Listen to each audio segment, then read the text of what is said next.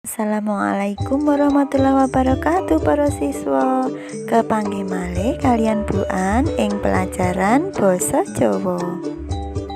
Wonten ing patemon menika para siswa nyinau babagan kegiatan kang mumfangati lan ora mumfangati.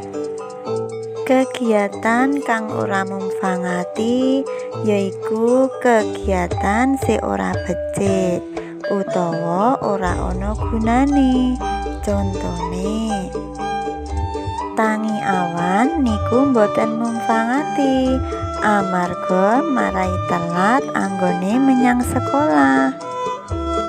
Sik seneng dolanan layangan ning dalan, sesuk malih ampun dilakoni nggih, amarga mbebayani kanggo lalu lintas lan bisa ngrusak fasilitas umum kaya kabel listrik.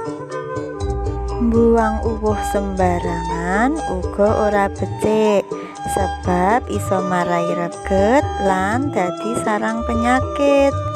Yen buang ning kali iku iso marai banjir. Ngorek-orek tembok utawa fasilitas umum uga ora becik sebab bisa ngrusak lingkungan. Dolanan game utawa PlayStation jelas iku mboten mumfangati amarga bisa lali wektu, lali sinau lan lali salat. Para siswa niku wau contoh kegiatan kang boten mumfangati. Sesuk malih niku ampun dilakoni nggih. Nah, sakniki lekas nglakoni kegiatan sing manfaat mawon. Coba didiskusikaken kalih bapak lan ibu, kegiatan kang manfaat niku napa mawon.